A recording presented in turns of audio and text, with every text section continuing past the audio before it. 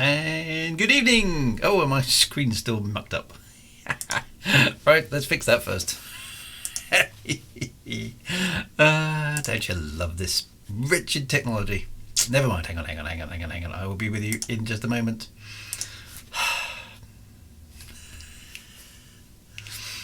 Where is the thingy? There it is. And I magically moved to the centre of the screen. How are we, my lovelies? How are we? Welcome back to, well, yes, actually, the final stream of the year. I haven't even got my space background. What's going on? There we are. It's a highly, top quality presentation, as per always. Right. Anyway, welcome on and welcome all to my, the last stream of the year. Can you believe it?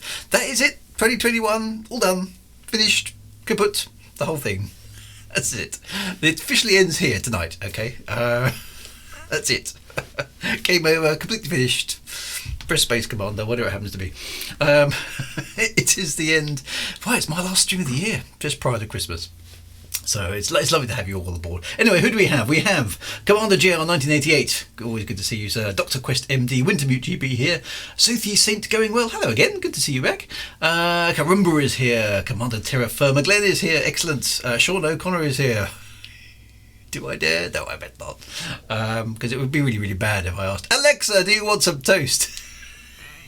It just never gets old. Well, it never gets old for me anyway, sorry. So, Commander Chair 98 says, light-hearted chat. Oh no, it's going to give me another existential crisis.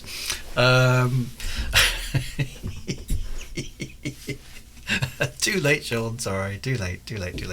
I'll try and avoid the existential crisis because we don't really want that close to Christmas, do we? That's not really in the spirit of the season.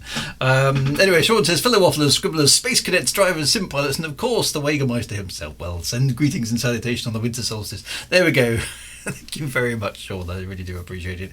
Kelly Baglara is here as well. Yay, Waffle Knight. And the Shadow Wyvern too. Commander Mike Castiglione is here as well. So, and Alan, yay, Alan. Good stuff. And you've won a competition. Ooh. What have you done? Let me click on your unsolicited link, because that's a really good thing to do, isn't it, on the internet? I trust Alan. Alan's good. So the winner of the Matthew Cross writing contest. I better put this on the screen. Hang on a minute. What have you been up to, Alan? You're such a busy guy. Always doing stuff. What have you been up to? This is the winner of the Matthew Cross writing competition, December. Alan R. Payne, look at this, one of our own, who's famous on the internet. Excellent stuff. Wow. Okay, well, go and read that then, guys. Yeah, Alan's getting himself published again.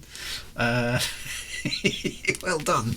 Yeah, I'll have a read of that later on. Yeah, the Matthew Cross writing. So what in a nutshell was the Alan Cross writing contest? Sorry, it's not the Alan Cross, the Matthew Cross writing contest. What was all that about, Alan? Do give us a quick précis in the chat. That's really good. Congratulations, that's really good. Well done. The Mountains of Clouds. Read the winning story, so you can actually read it all free on. And you've got some Amazon vouchers, so there you go. Even better. Fantastic. Well done. That's awesome. I haven't won a writing contest this week.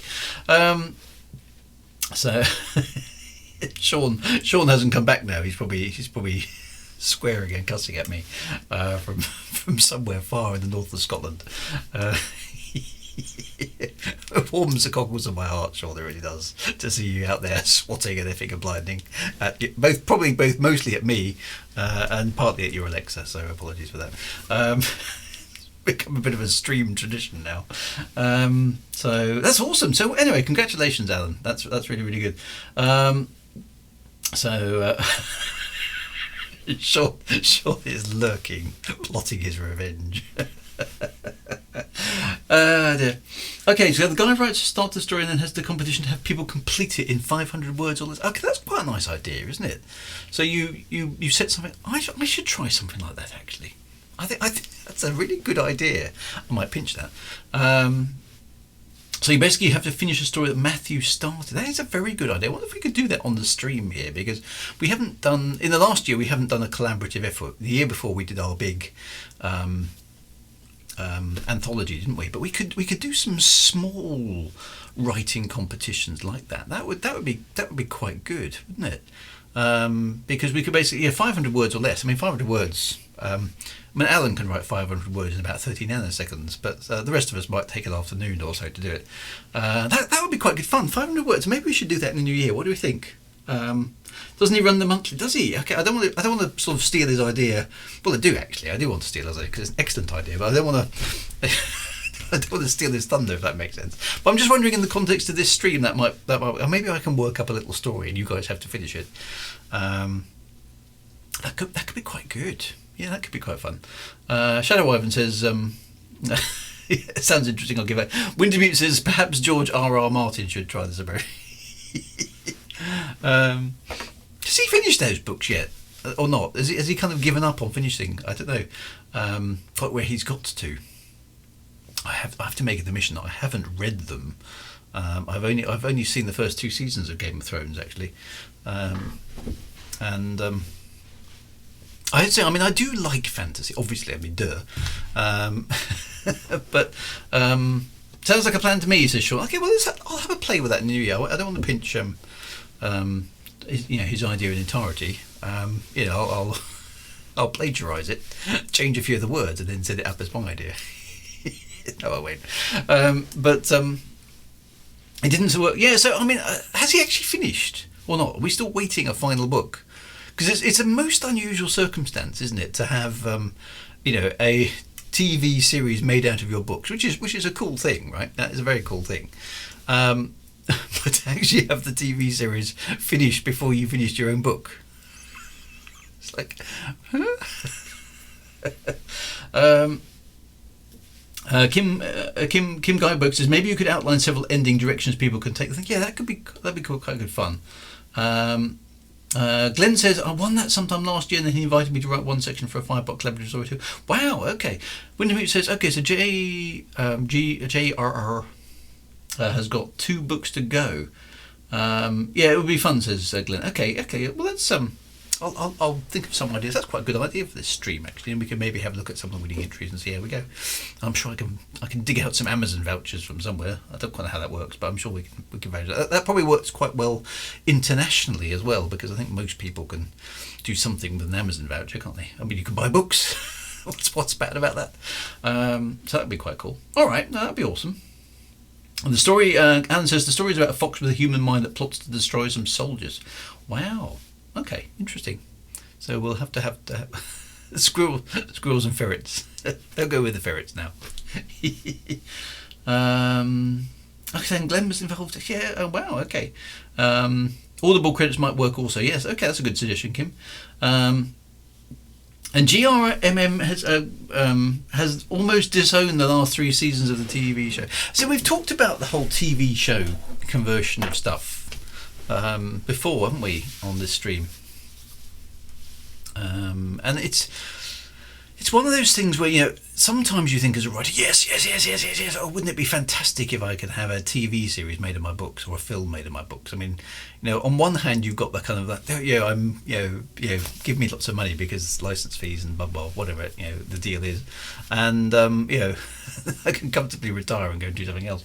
But on the other hand, if you want to own the creative direction of your universe and your characters, then the process of turning things into a TV program is a bit kind of is fraught with issues, isn't it? And I've seen movies and things, like I say, based off books that I thought they've been done really, really well, and I've seen other ones where you kind of like, well, what happened between the book and the TV series stroke film? And kind of like, it's the only thing it seems to share in common is the name. The source material seems to be completely different. Brad Lad UK. Yes, now heard that. Now we definitely need to talk about this one. This is big news. Denis Villeneuve, Villeneuve. I'm not sure how you pronounce it. Is doing Rendezvous with Rama. Bam, bam, bam. Yes, at last. So that is definitely something in the new segment of tonight's stream, because Villeneuve, I think it's Villeneuve, I'm not sure. And Rendezvous with Rama is one of those books. Now it's one of my favourite books. Now it's a little bit of a Marmitey story, but it's one of my favourite sci-fi novels. So I'm kind of glad it's potentially being made into a film, and I think that's going to be quite fun. Yet another book I need to read before Dennis. So if you haven't read it, now I know some people on this stream have read it on my recommendation, and they may or may not have liked it as much as me, because it's a bit of a hard sci-fi novel. It doesn't have much in the way of characterization. At least the first one doesn't. The other ones kind of do, but they were sort of co-written with a chap by the name, I think it's a chap, I don't know actually. It's a very good question. Gentry Lee. Personally, I didn't like the subsequent books. I only liked the first one. So as far as I'm concerned, there is only Rendezvous with Rama, and the rest of it was a bad read. But the first book, I mean, basically, in summary, what without giving away too much in the way of spoilers, the Rendezvous with Rama is basically mankind's, or humankind's, I suppose nowadays, first encounter with an alien race, kind of. So it's a sort of first contact story, but kind of in reverse. So basically the plot centres around the fact that we detect this object coming into the solar system from outside the solar system. And we send a space probe up to take a look at it, and it turns out that it's this massive cylinder. It's clearly artificial. And so we send a spaceship with a crew aboard to go and intercept it while it's still in the solar system, because it's on a course that it's not going to rendezvous with the Earth. It basically just kind of looks like it's passing through. And so we send the spaceship back to rendezvous with it. And we've only got a few weeks to explore it and find out what's going on before it leaves the solar system again. And that's Rendezvous with Rama, basically, in a nutshell. So no spoilers other than that. It is a it's an old book now. It's 1974-ish, I think. Arthur C. Clarke. And a bit of a classic staple of science fiction, really. It's better, I think, than his 2001, 2010, 2061, 3001 saga, but it's got that sort of Clarkean kind of majesty to it in terms of the sci-fi. So and how do you Umur? I can't remember how you pronounce that rock that went through, everyone going, it's artificial, it's Rama. And Alan says the clever part of Rendezvous with Rama is that Clarke introduced mysteries that no one can explain. And the beautiful thing about the book is that the more that happens, I mean, there's this sense of wonderment and exploration throughout the story, which I think is really, really good. But you never really learn a great deal about what's going on. That's one of the conundrums of the book. You're left with more questions and answers about what was going on. And it's going to be interesting to see how they capture that in the film, because it's not in some ways it's not a very satisfying ending. It's quite a good ending for a book, because the book sort of then invites you to speculate on what might have been going on. But I'm not sure if that's going to work so well in a film. That's going to be interesting to see how they do that. So afraid that he will be Glenn's is an insightful comment here actually.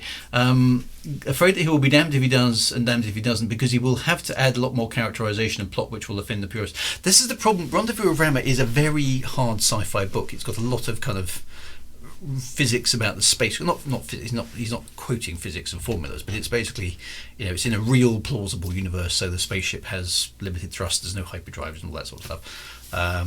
And so it's a proper old-fashioned kind of space adventure.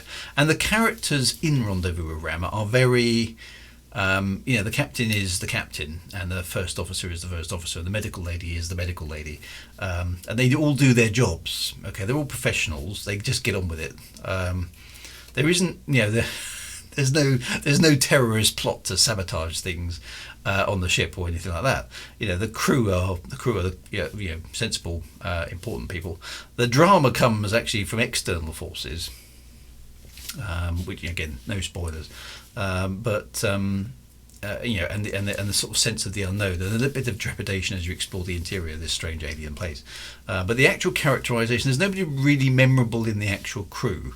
They do a few interesting things, but they're not people you would kind of like, oh yeah, so and so, he was an interesting character. They're all a bit bland, which is kind of a Clarkian thing, really. They will have to improvise a bit in the characterization space, and that's where it all starts to get a little bit risky, doesn't it? So it's going to be interesting to see. So what they need to capture is that sense of exploring the unknown and all that sort of stuff. It's tricky. It's going to be a tricky one to transfer, I think, to a film. It's going to be good. So that flips back to would you want your books to be translated into television and film?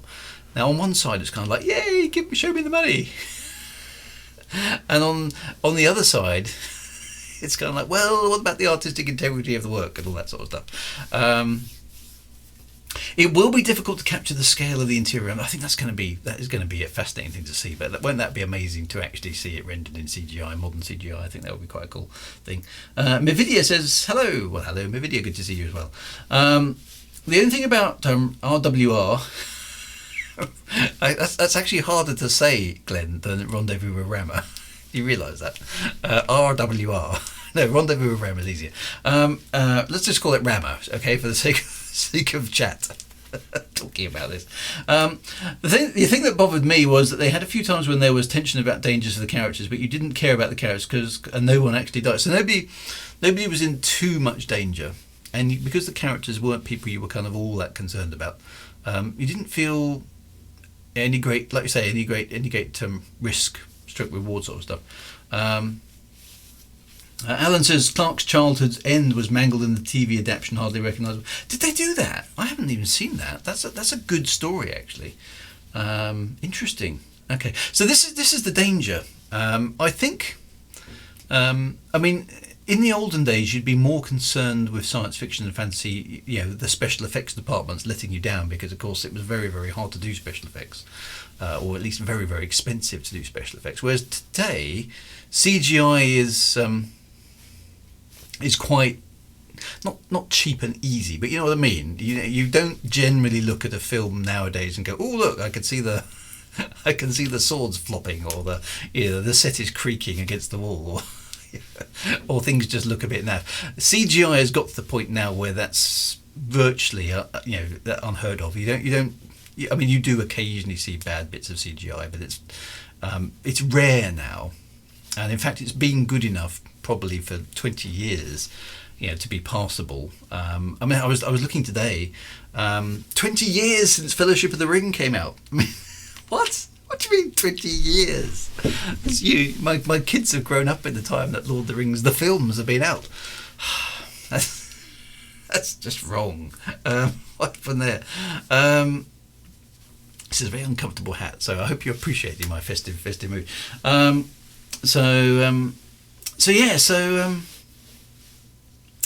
20 years. Yeah, I know, it's insane, isn't it? 20 years. Apparently today, I think it's today. Let me just double check. I'm pretty sure it is. Fellowship of the Ring release date. 10th of December 2001. So actually, we missed it. That might be, maybe that's the US date. Released worldwide on the 19th of December. There we go. It is 20 years. All right. How old am I? Says my video. I don't know, but we're all certainly getting. That means I was only 31 when it came out, which is amazing, really, how much time has gone by. Because I don't think of that as all that long ago. And Harry Potter and the Philosopher's Stone is the same age. Okay, so the original Harry Potter film is 20 years ago now.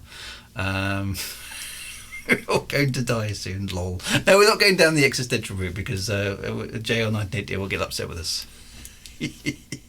I remember going to the cinema to see that with my dad. See, some of you on the stream are a bit younger than others. 20 years, though. That's insane, isn't it? It really is insane. And it doesn't feel all that long ago. But anyway, the point about the CGI being okay. Now, the CGI 20 years ago was fine. Okay, I remember CGI getting to the point. I think actually the first one I recall actually probably was Jurassic Park. The original Jurassic Park, where you watched it and the CGI had got to the point with those original dinosaurs. Now I know the dinosaurs actually aren't correct now. I think T-Rex is supposed to have feathers, and the Velociraptors are different sizes and they have feathers as well. But anyway, science has caught up and moved on. But anyway, the CGI, that was the first time we sort of started seeing CGI that was actually believable. In my mind, I remember going to see that film and thinking, this is done with computers, really? It was a CGI T-Rex.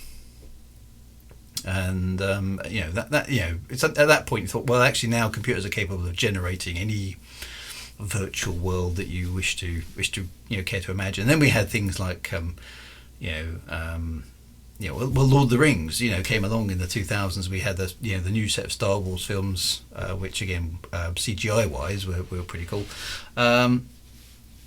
And one of the first films to use digital effects was Terminator 2. Yes, I remember. Well, I also remember, wasn't it The Last Starfighter? Wasn't that one the really, really early CGI things, at least with the spacecraft? And you could see that. It didn't look quite right, but it was still pretty cool.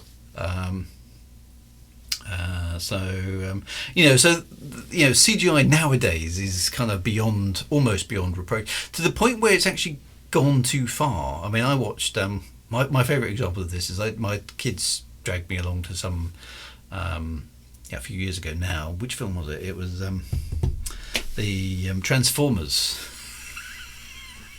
Yes, that's right. I mean, it was the most vapid script ever imaginable. What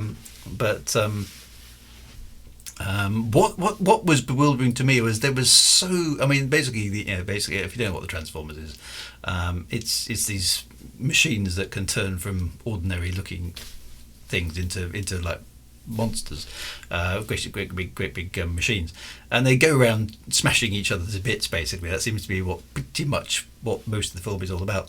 But there was so much stuff. They're basically chucking themselves through buildings and then smashing each other over their heads and then picking up cars and smashing things. And there's basically just debris flying everywhere.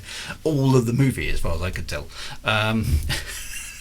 And the problem is I actually got to the point where I felt like my brain was overloading with too much CGI, because there was just debris flying everywhere, and my kids obviously, maybe it's an age thing, because they could sort of adapt, they could see what was going on. I literally could not figure out what the heck was happening.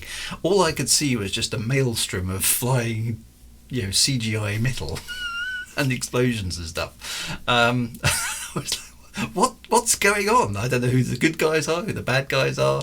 It was just stuff everywhere, and I started feeling dizzy, and I had to kind of, I don't know, just close my eyes and wait for the scenes. That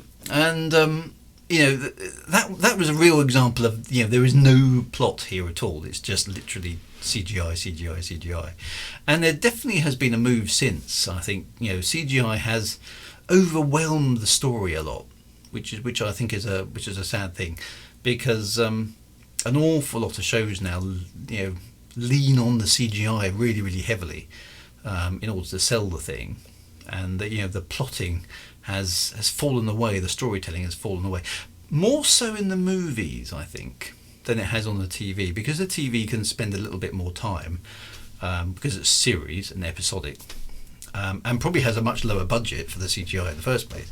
They have to be a bit more sparing with its use, so they have to still have to rely on the actors doing some stuff. So it is. It's a mixed bag. It is a mixed bag. G just subscribed. Thank you very much, G. I do appreciate that. Paleo Man, hello as well. Good to see you. And thank you very much for the Christmas wishes as well.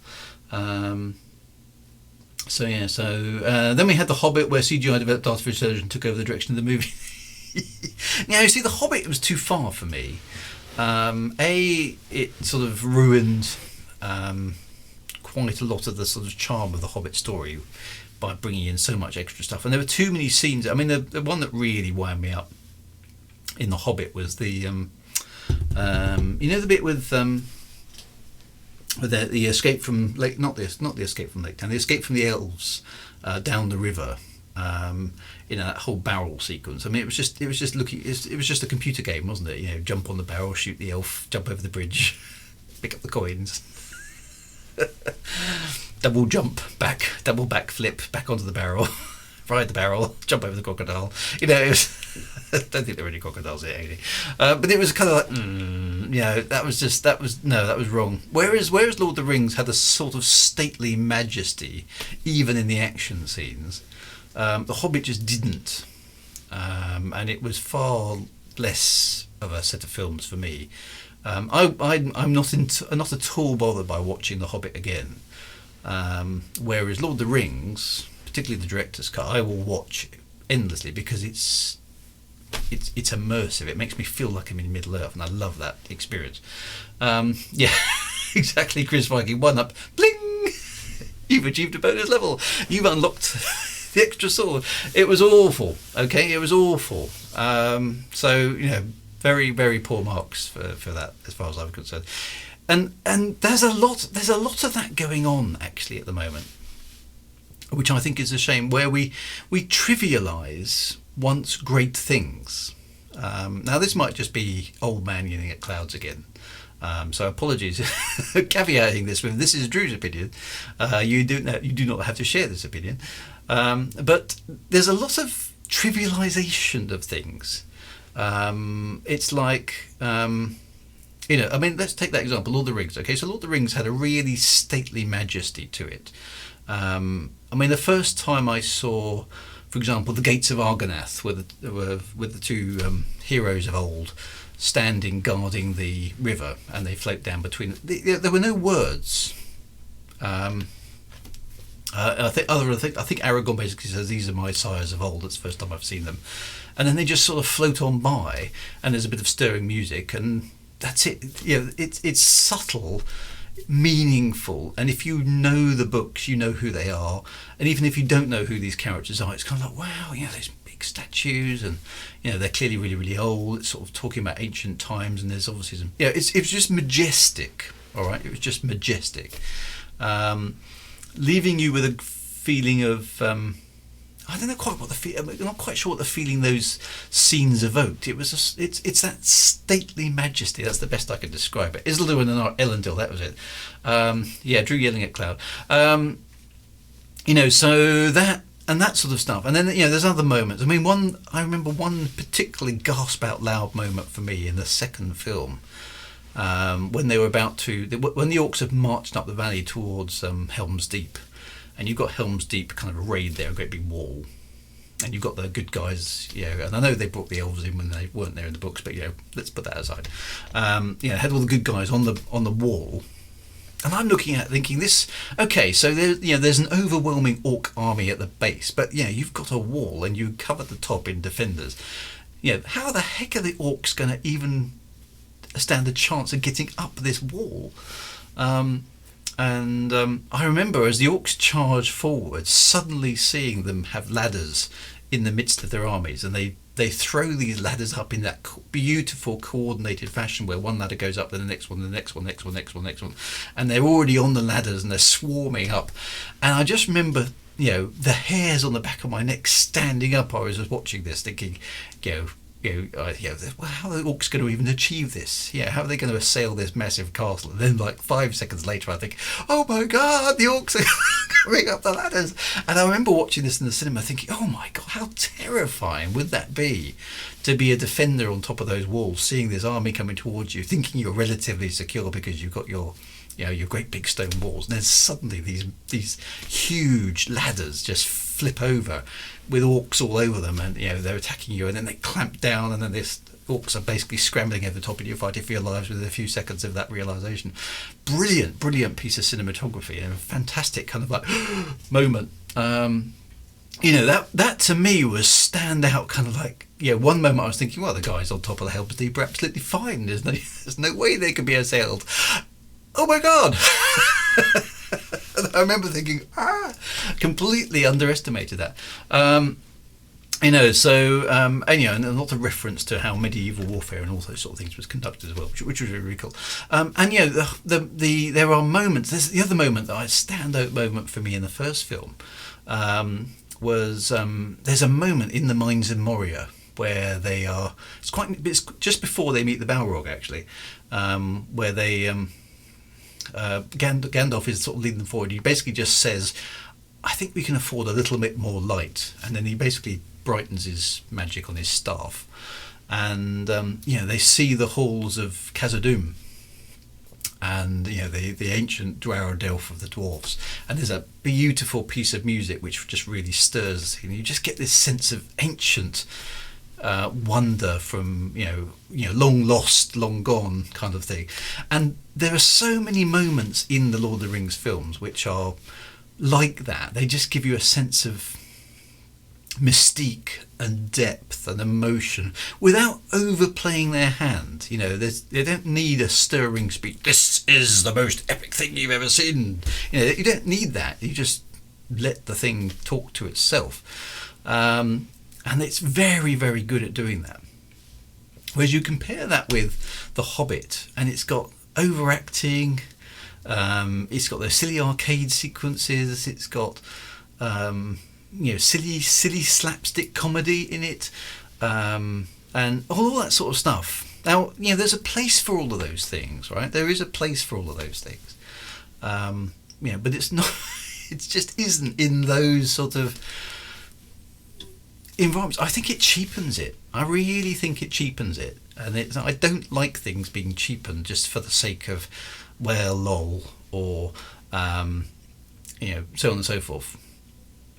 Putting cheapening elements because of popular appeal into something that has, a sense of grandeur about it, a sense of, integrity, whatever it happens to be, all those sort of things that combine, just cheapens it to me. And I think, well, those things have their place. Leave them in their place. Don't put those elements into something that is,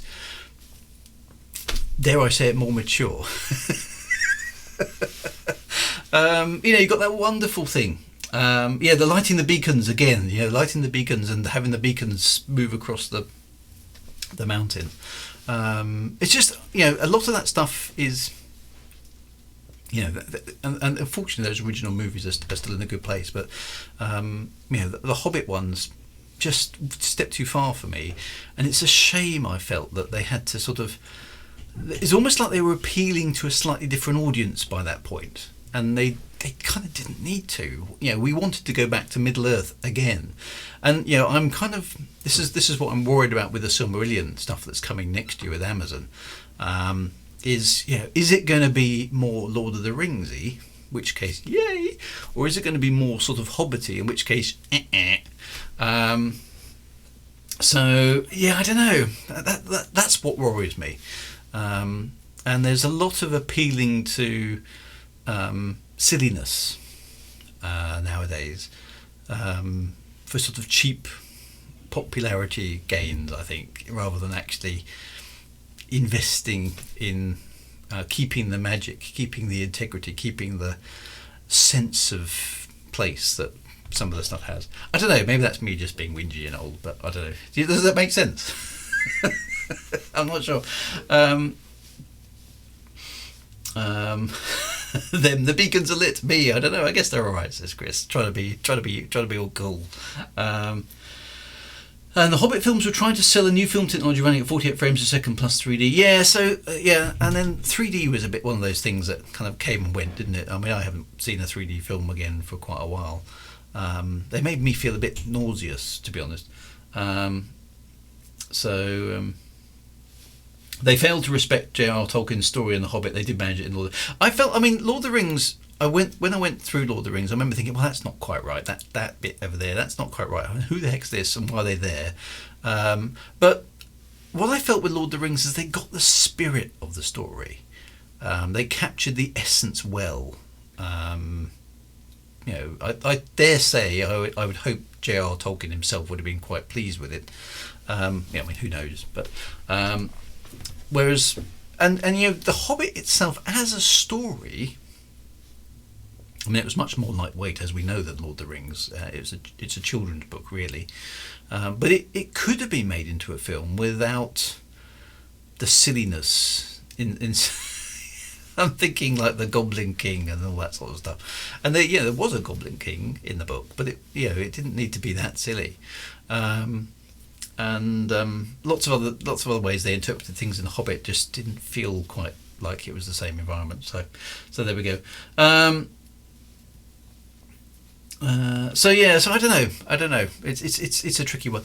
I like we now have the capability for the CGI to be really, really good. So that's a good thing. But we don't lack good writers either.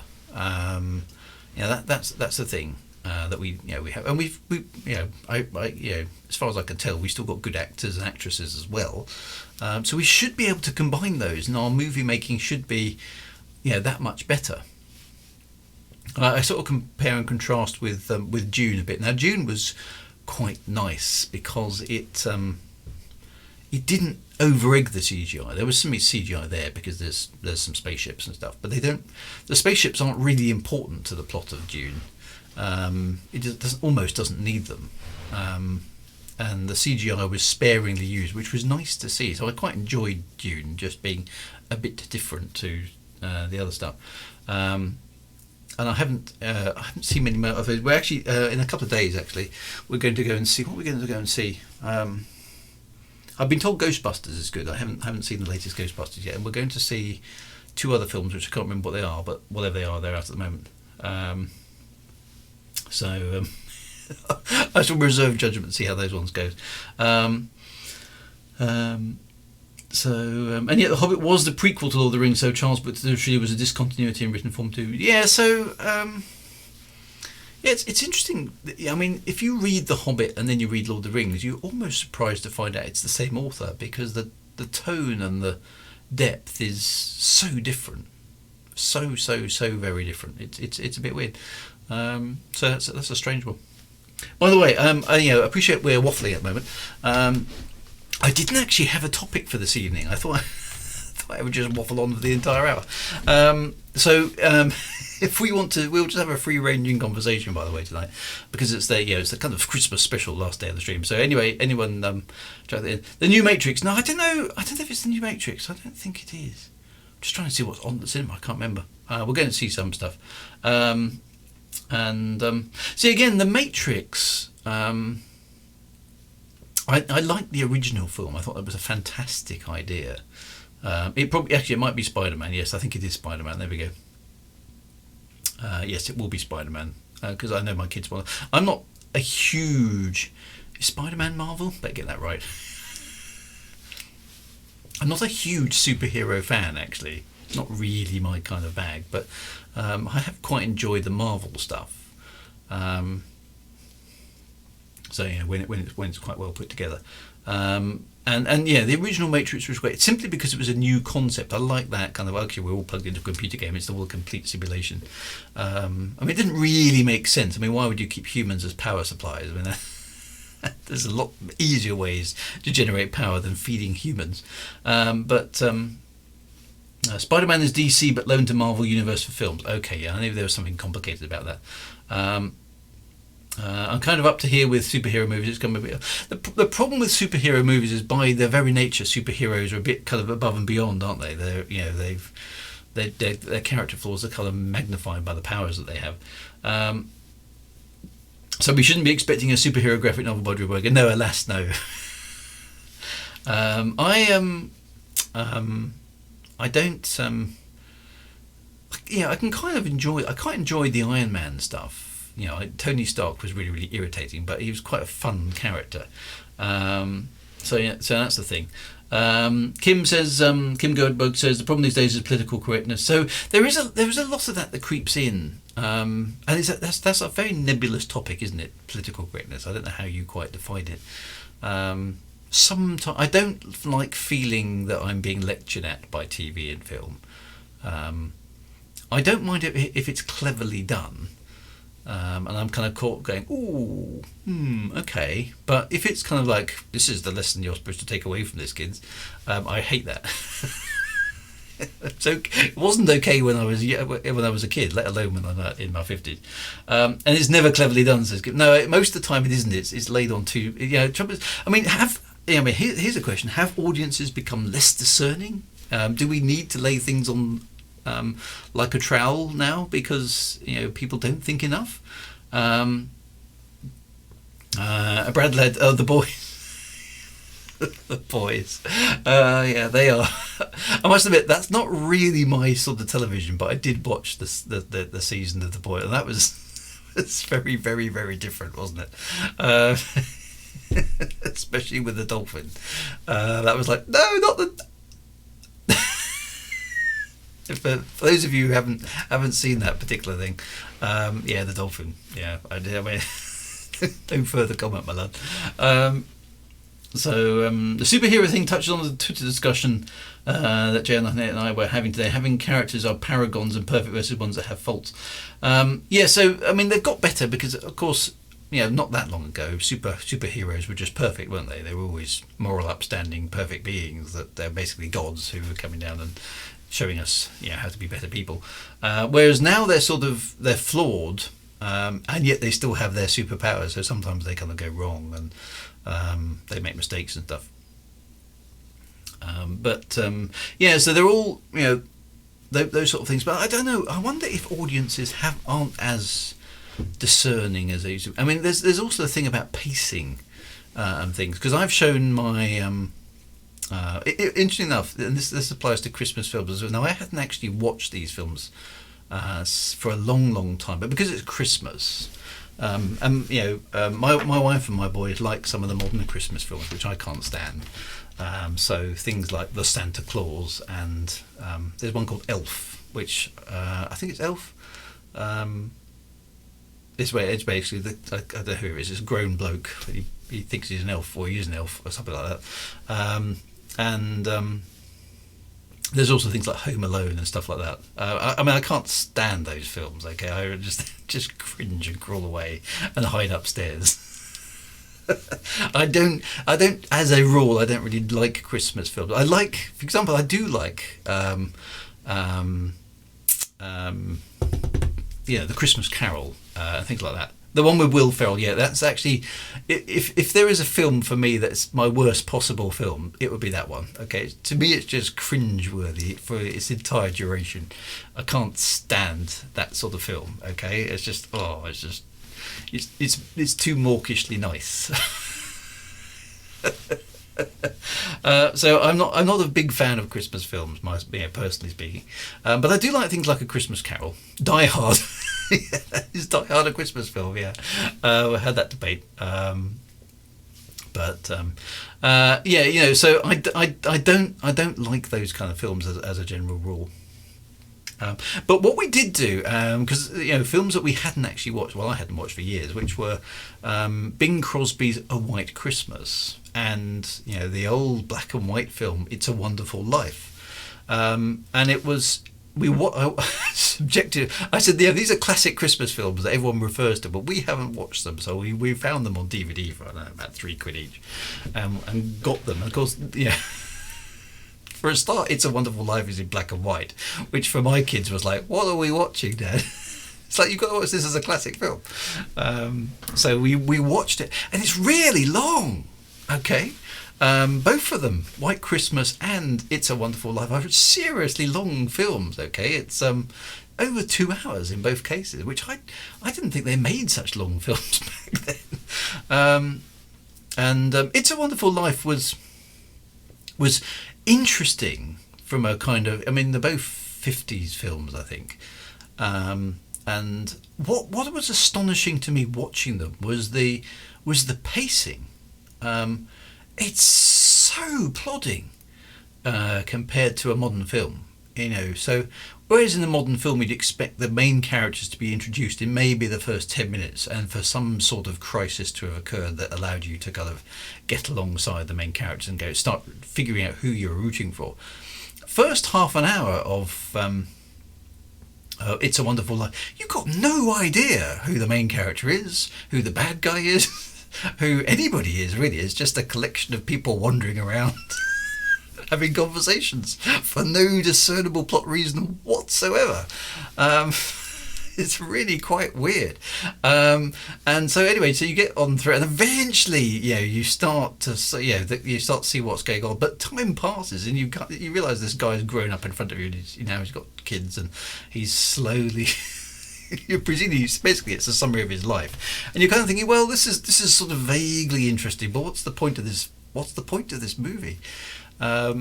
And it's only in the last 20 minutes suddenly this for those, spoilers again probably for anybody who hasn't watched It's a Wonderful Life, but basically he gets bad things happen. He decides to throw himself off a bridge, and this angel basically stops him and says, but let's let's take you out of history and show what the world would have been like if you hadn't been here, because he's sort of despairing that his life's got no point. But that's only in the last 20 minutes, and the entire thing is wrapped up in the last 20 minutes. And some very curious choices. I mean, for example, it's wrapped up really quickly in the last 20 minutes, and you've been sitting here for 2 hours waiting for this payoff.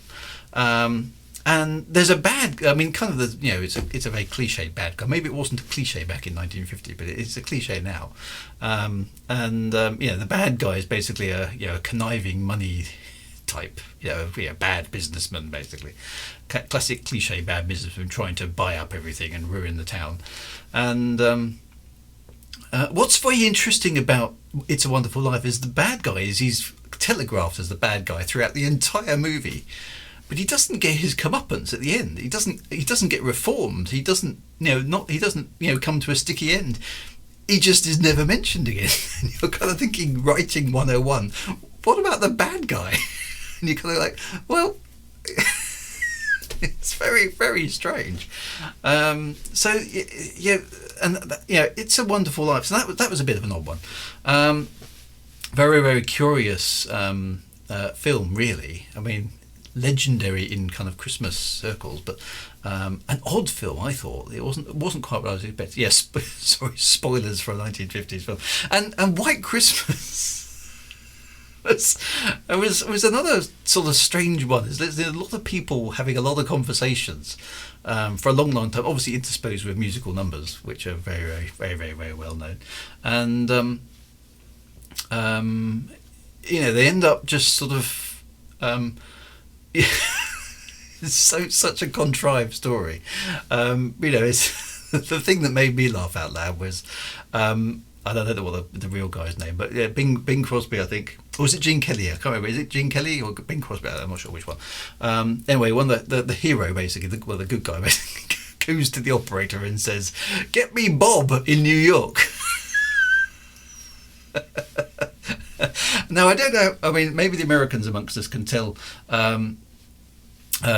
I mean, I don't know how big New York was in the 1950s, but I'm assuming it was reasonably large still. That you wouldn't be able to go to a telephone operator and say, "Get me Bob in New York," because I'm assuming there were probably more than a few Bobs in New York in the 1950s. I'm assuming that New York wasn't just a small village of about 20 folks, but there was one guy called Bob.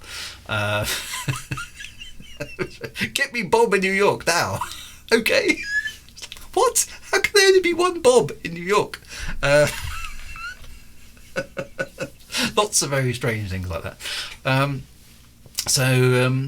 basically the plot of the story is very simply that some people meet up. Some ladies are having a hard time. They meet up, they fall in love. There's a small miscommunication about TV programming. They decide to surprise an old military buddy of theirs to host a kind of show, the worst kept secret show that he doesn't figure out that's going on. He's kind of like slightly overcome with emotion, and then they all sing White Christmas, and it snows at the end of the film, and that's it. It takes 2 hours to get there.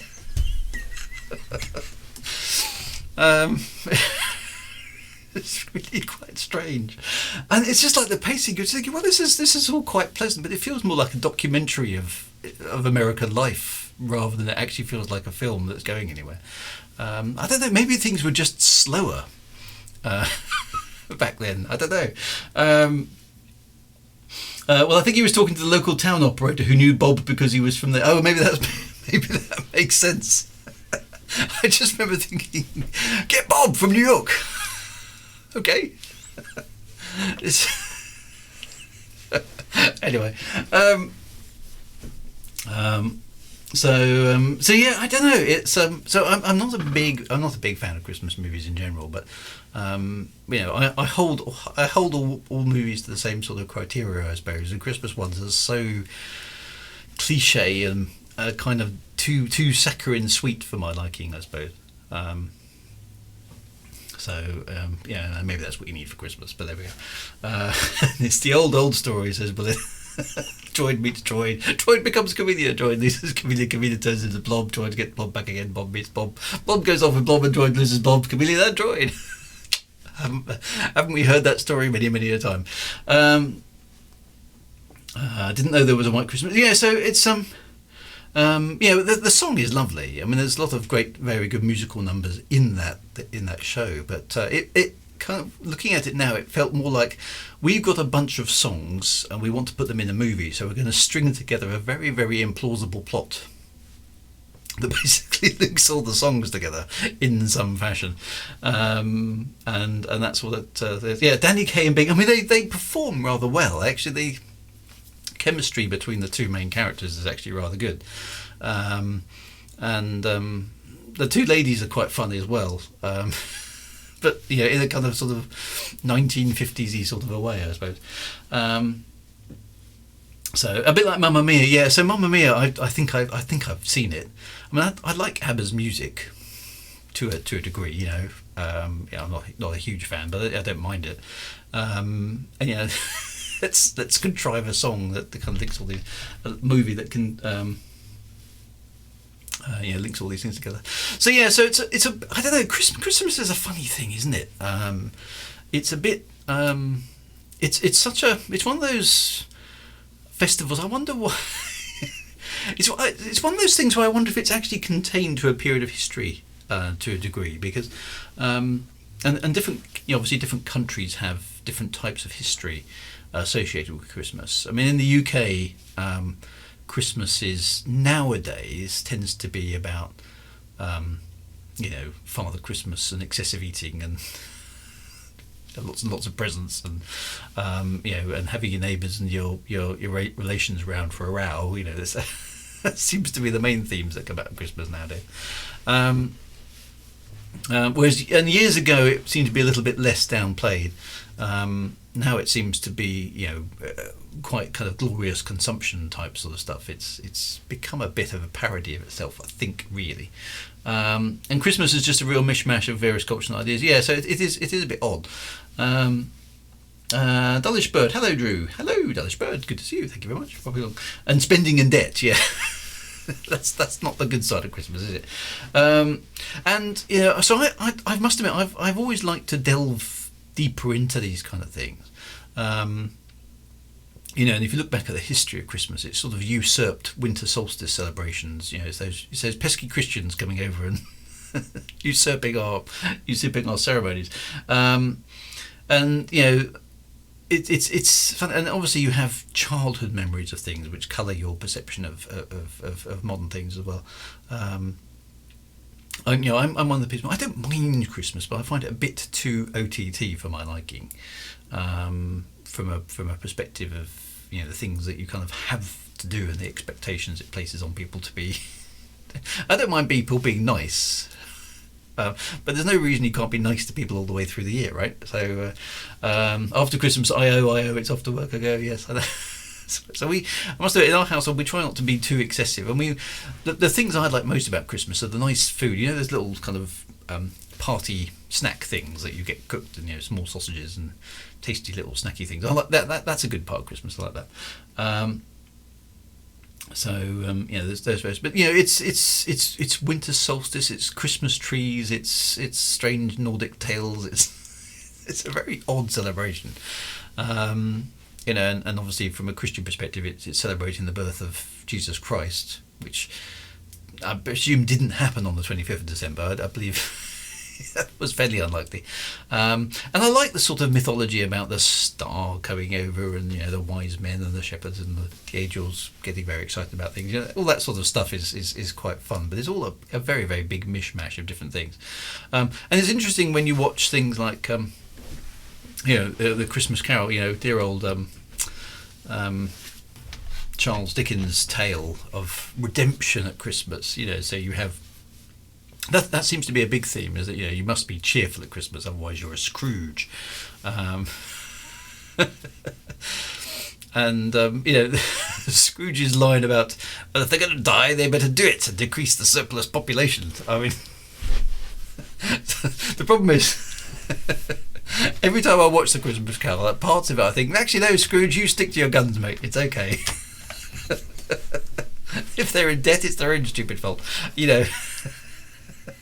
You stay with the program there. You keep those ledgers up to date. I do have some sympathy with Scrooge, and I really love the Blackadder version. If you haven't seen that, do dig it out. The Blackadder's Christmas Carol, where basically he is a Blackadder in the Victorian era, I think it must be, and he basically starts off good, and because so many people take advantage of his goodness, he. He's visited by I don't know which ghost it is, ghost of something, who shows him how bad his ancestors were, and he decides to become bad instead of good. So it's sort of the reverse Christmas Carol, which is very, very well done. It's probably my favourite Christmas thing, actually, is watching Blackadder's Christmas Carol, which actually has Robbie Coltrane as the ghost, doing a sort of pre-Hagrid. Which is quite fun. So that's quite good. So, but I like that sort of those sort of stories. For Christmas time and things like that. It's very specific. That's right. Certain visits. That's right. Certain people do visit him. So that stuff's all quite fun. But it's a funny mishmash, isn't it? It's like you say. It's an appropriated pagan ceremony, midwinter solstice, Yuletide. And then you've got all the weird family traditions, that some of which you adopt and some of which you don't. And it's interesting reading. I've been reading some period literature of the 70s, and it's interesting to see how many family traditions I remember from my childhood were actually contemporary with many other bits of literature. So, odd little things like having dates at Christmas. That nobody ever ate them, but we had to buy them anyway. Nobody likes them. Why are you buying them? Well, it's Christmas. Scrooge and Thanos would have had a good Christmas together. I can see them hanging out. And Double R Thackeray, the best Christmas Carol has to be the Muppets version. Yes. So that's Christmas jumpers. The Christmas jumpers are a relatively new thing. You have to have a very flamboyantly bad Christmas jumper, basically. That seems to be a thing. A tangerine and a walnut in your Christmas sock. Yeah, see, the Kilmus, that's another thing. As a kid, I had to, the bottom of my stocking, and it was a stocking in those days, and actually just an ordinary stocking, not a one that you buy. It was literally a stocking.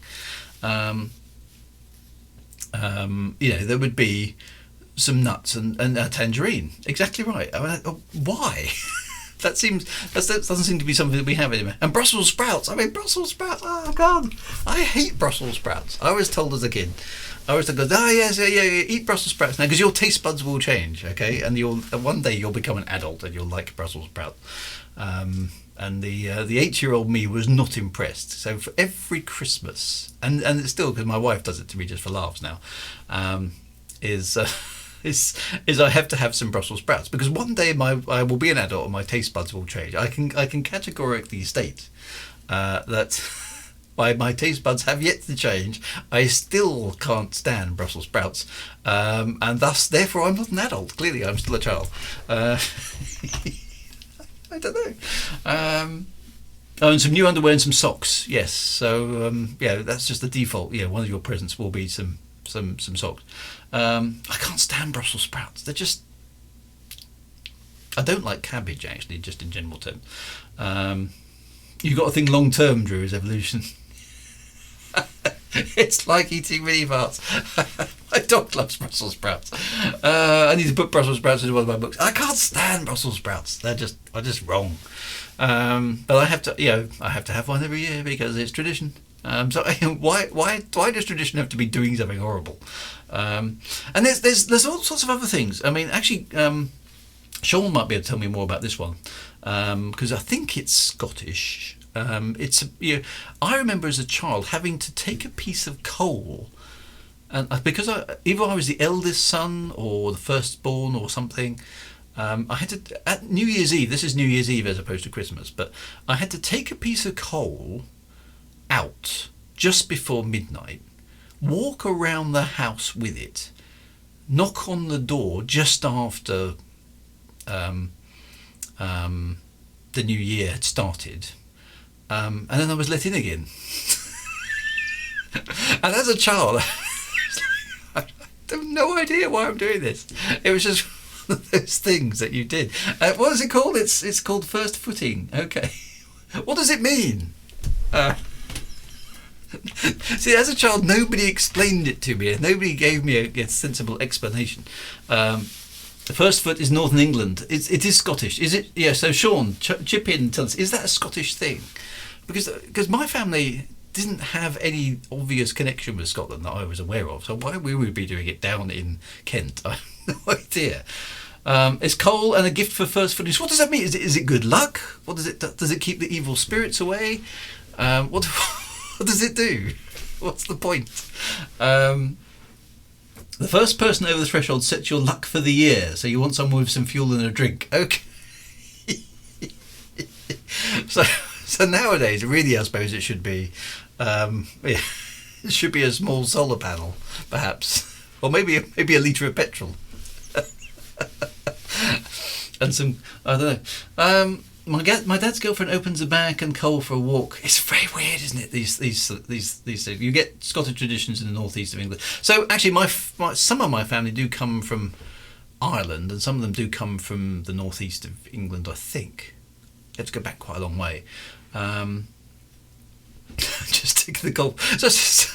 But trouble is, as a child, I was sent out in the cold. I had no idea why. Nobody ever explained why.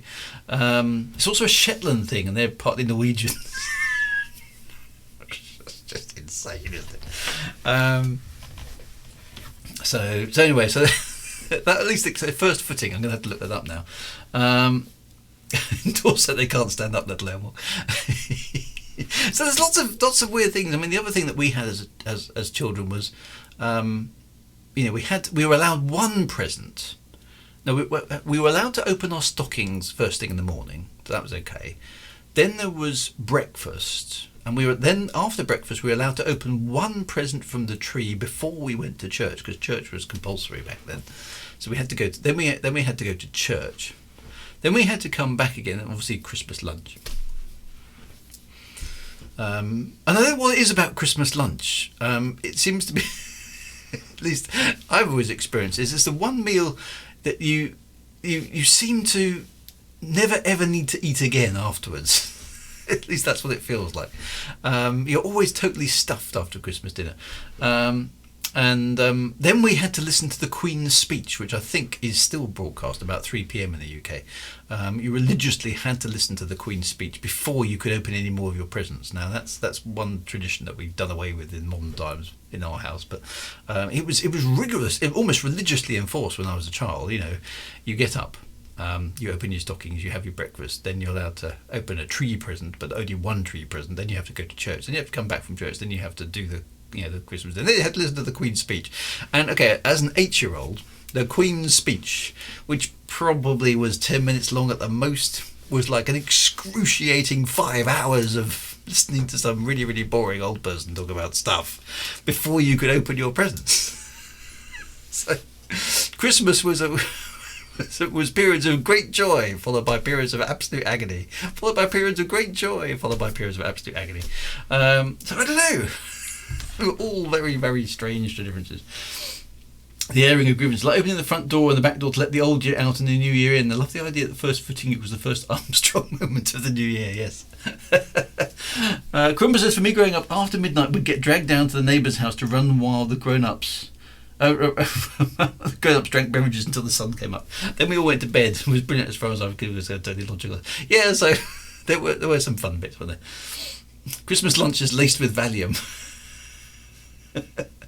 We don't have a royal speech as Chris, but we couldn't open any presents until 2:00. And in Nordic countries, you open presents on Christmas. Yeah, some countries have completely different present receiving things. There's one, I think, in I'm not sure if it's Finland. Maybe it's Finland, where you have to give each other a book on. It's possibly Christmas Eve or one of the other days, and you have to read it there and then. It's like, right, here's your book, and right, go read, right, and you're not allowed. You can't proceed on with the rest of the Christmas stuff until you finish the book that you've been given, which wouldn't be too much of a hardship for me, but I imagine it must be slightly tricky for other people. Christmas torture. Mad Monk says Christmas for me starts at 7 a.m, and then presents opened by 9.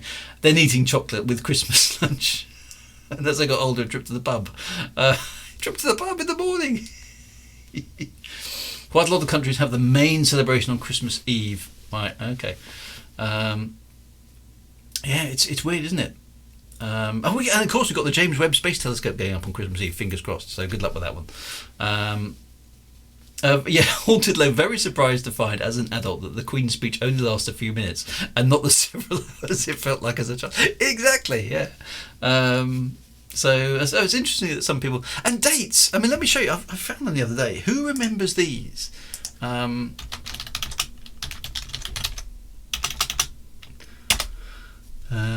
It was a box of them. Where are they? Box of dates. There we go. These ones. I've got the picture on the screen. Let me just transfer you. This. Who remember? I mean, I remember these. These ones. Extra quality. Eat me. The favourite. It's just the tag here is 1970s childhood. This was my childhood. I remember this distinctly. We would have these boxes of dates in the house every single year. Nobody would ever eat them. I mean, I tried once and they were gross and disgusting.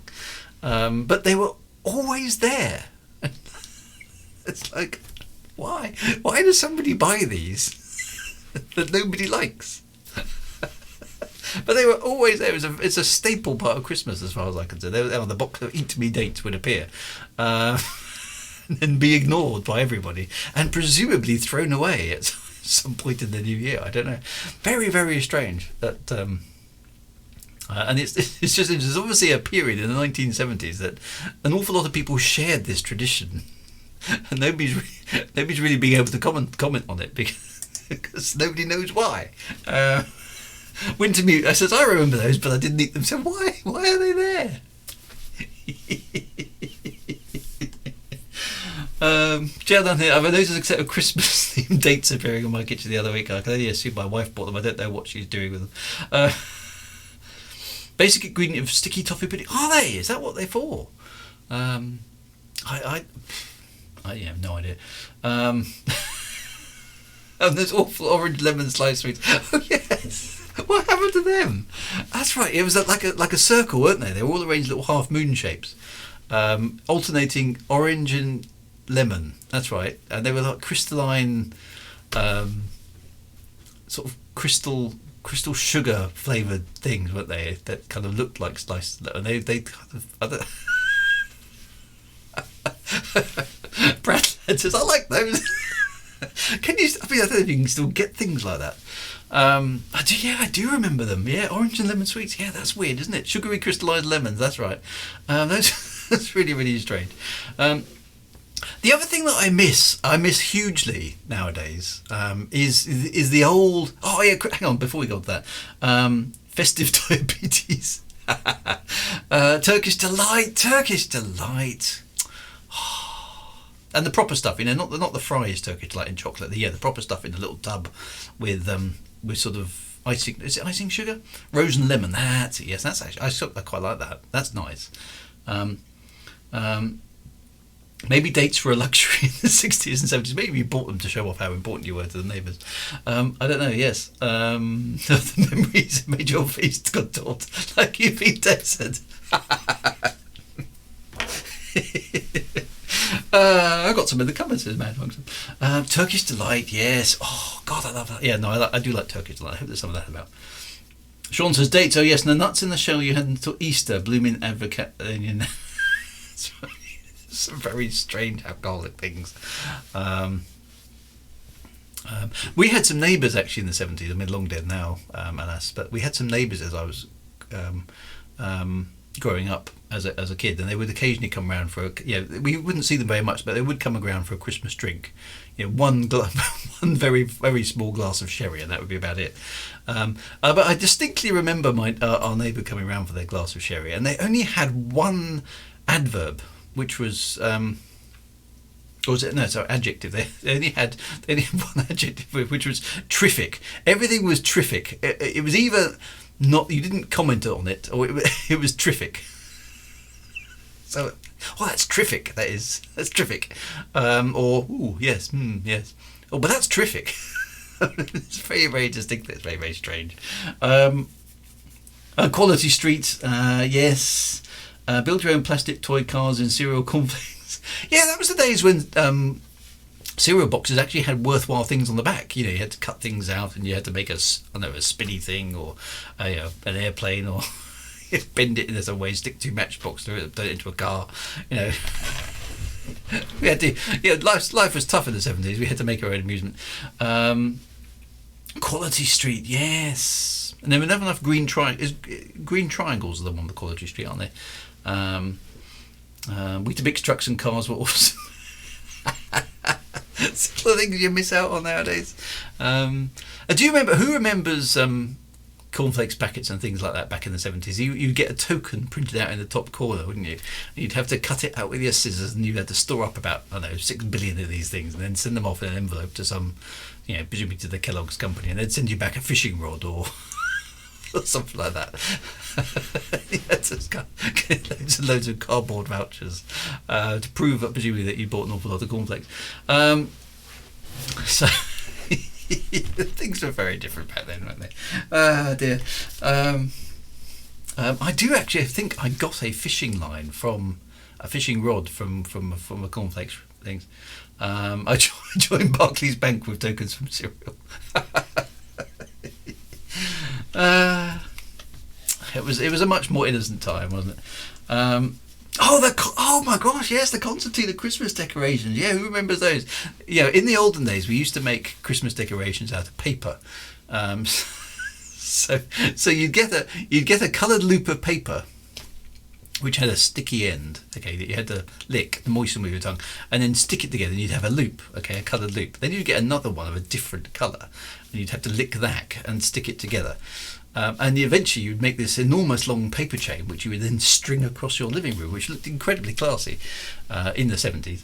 And then later on you get these sort of flat-packed paper cutout things that you kind of pull from each end, and they would turn into a Christmas decoration. And if you were really posh, you'd get kind of like silver paper ones that were sparkly. And then you'd hang them up from your lights. That's right, spray snow. What happened to spray snow? My mum hated that because you had to scrape it off at the end of the year, so we weren't allowed to use spray snow. But some people would spray snow their windows, so you'd spray like a little arc in your windows, because in those days everybody had windows which were just little small squares.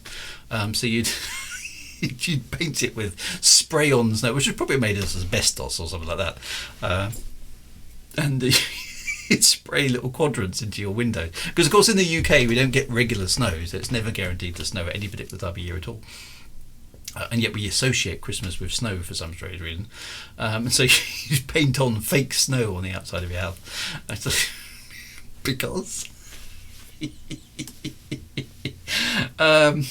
and that's right, the advent calendars weren't chocolate. That's another thing, isn't it? All advent calendars are chocolate now, whereas the advent calendars I had when I was a child actually told me the story of Christmas. So you'd open up number 1, and maybe there'd be a star, and then you'd open up number 2, and maybe there'd be some wise men, and then there'd be some gold, and then maybe some myrrh. Then the shepherds would show up, and eventually you got to Christmas Eve, and open the double door, because the 24 one was a bit bigger. And there would be, the baby Jesus in the stable with Joseph and Mary, and you'd have had the whole Christmas story told to you by the advent calendar. No chocolate at all. Whereas nowadays it's just slap some chocolate in there. So that's where did all that stuff go? It's just well, you blink and you miss it. It's all your childhood has disappeared. So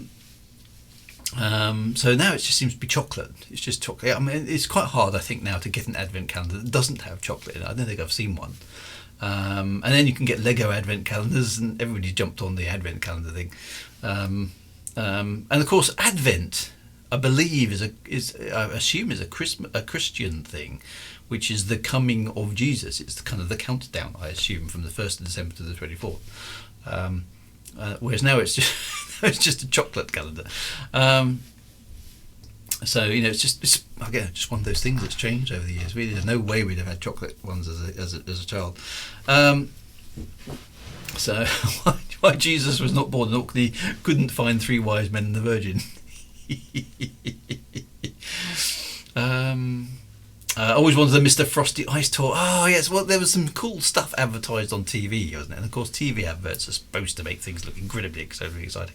Yeah, I remember the Frosty. It was you basically put ice in the top and then turned the handle, didn't you? And then you added some fruit, which looked incredibly exciting, but it probably broke at the moment you tried it. It's a bit like that Evel Knievel. Who remembers Evel Knievel? Where you had this kind of motorbike, didn't you? A little guy on top, and you basically had a handle. You'd rev it up, and he'd shoot across the room and do stunts. It looked on the TV. It looked incredibly exciting. I'm sure it wasn't all that good in reality, but the TV, the kids' TV adverts back in the day were awesome. And the toys looked really cool. Action Man TV adverts with the eye in the back of the head that went like that. Rev it up and let it go. Yes. There was some brilliant stuff back in the day. Glenn had an Evel Knievel bike. Yay! Yes, and battleships. I mean, imagine playing battleships. Modern kids playing battleships today. B4, boo. C6, boo. You sunk my battleship. But that was the stuff. That was a cool game to have. Putting pegs in a board. Classic. Remember the Ronco adverts for fluff removers? Yes. G.I. Joe. Kung Fu grip. Dear. Oh, Mad Monks. You had the electronic one. Okay, that was very cool. I didn't have the electronic kit. And chemistry kits. I had a chemistry set. Who had a chemistry set?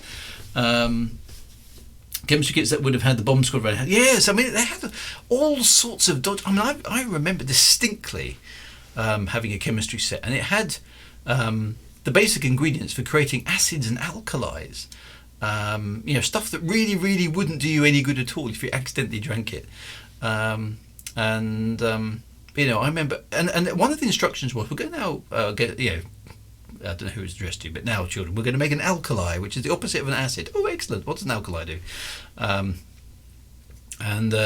If you make up this chemical thing, you pour your stuff in and stir it around. If you put your fingers in, I remember thinking at the age of 12, not sure if that's really a good idea, but I'll go with it anyway.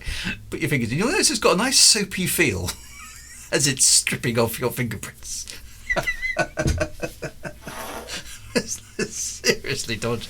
I don't know. I assume nowadays you couldn't sell a chemistry set, but they were things you could get some pretty dangerous stuff in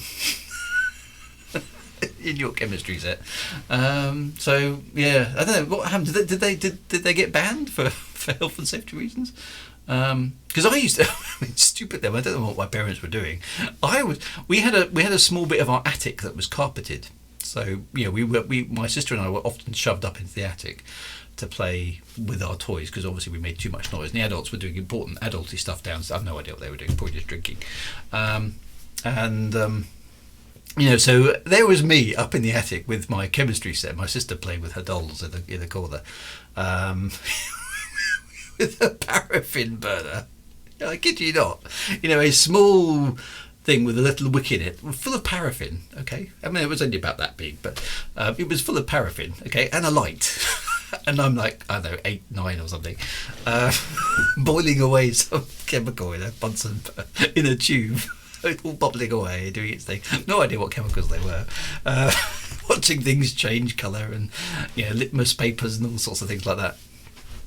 In a confined in space on top of a I can only assume was probably a nylon carpet, which would have been highly flammable, surrounded, certainly in the house where I grew up, by asbestos insulation. It's amazing I'm still here. It's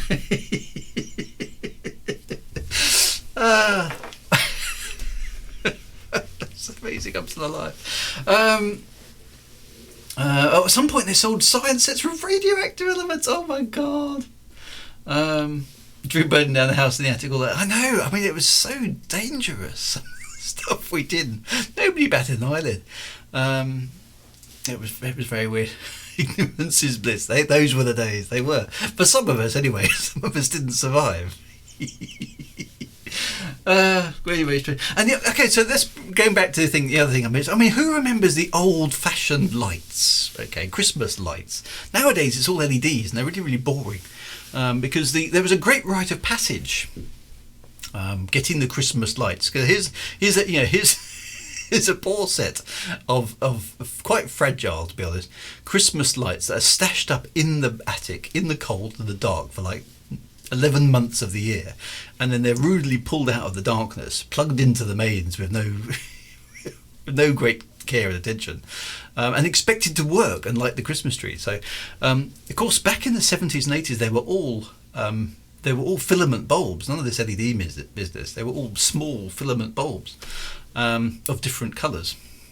And some of them had those little plastic flowery things around. Who remembers those?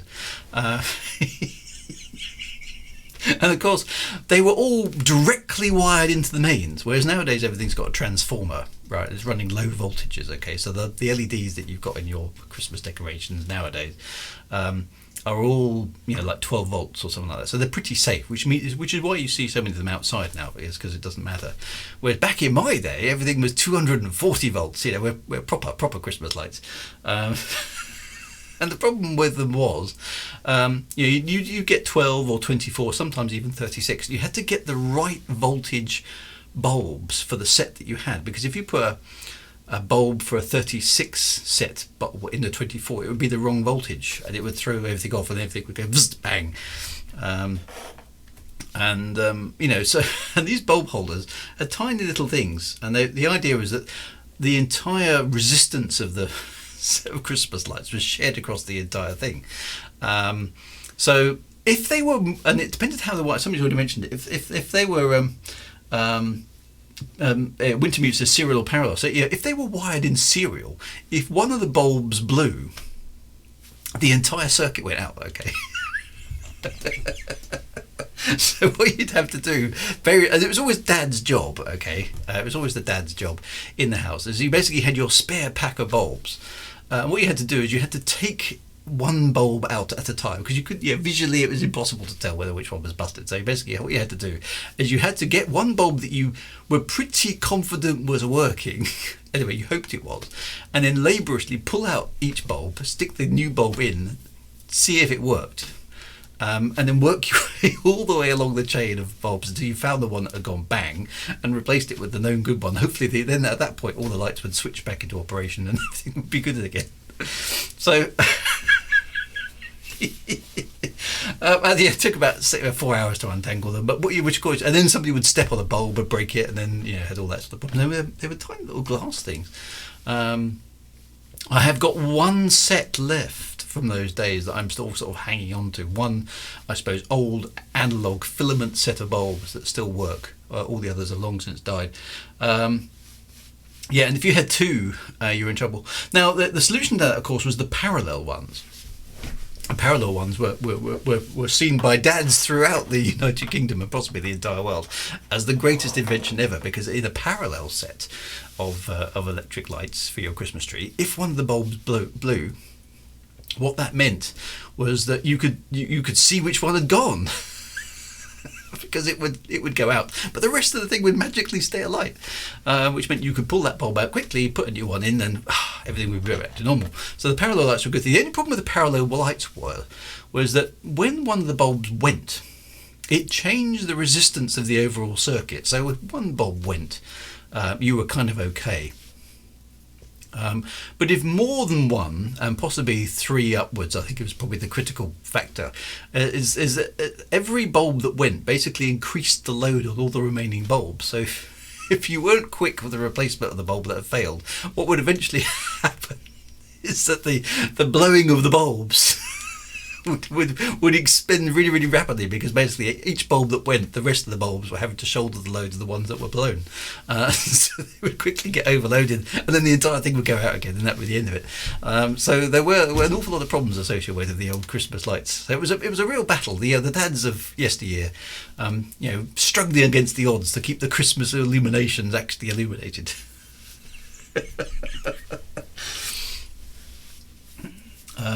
That's right, the post-Christmas.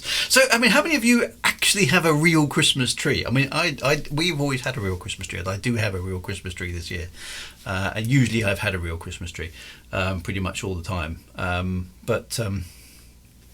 I like the real Christmas trees because you get that sort of sense. But they do drop needles everywhere, which is a real pain. But an awful lot of people have got fake Christmas trees now, plastic ones. So Stumpy's got a real plastic tree, as opposed to a completely artificial plastic tree. Yeah. Mad Monksoft Nevy's always got a fake one. Alan's got a real one. Mad Monksoft has a real fibre optic one. Excellent. How do you grow those then? Are they? Is that a special thing? We've had an artificial tree for several years now. We were too poor. They cost more than the fakes, it seemed. Yeah, they are quite expensive now, having a real tree. My tree light now uses Bluetooth. So you can control it with an app on your phone. Come on, this Simon Gray says, my kids wanted the tree with glitter on. Now we've got glitter everywhere. Sounds like a nightmare. I don't. Kelly Bagwell says, if I did have a Christmas tree, my new kitten would make sure I didn't have it for long. This is a problem. Yes, pets. Oddly enough, my animals have never noticed the tree. It's odd. Even when they were young, puppies and kittens and stuff, didn't the Christmas? Oh yes, they kind of come. We put our Christmas tree in the conservatory, and the cat and the dog just have always wandered in there, going, oh yeah, humans doing weird stuff again, whatever. They just go to sleep. Whereas I see lots of things on the internet, cats poking out through Christmas trees, and Christmas trees lying on the side because the dog's pulled it down. My dog and cat are completely oblivious, to the fact the Christmas tree has come into their domain. Don't, either they're really dumb or they're just totally laid back about it and don't care.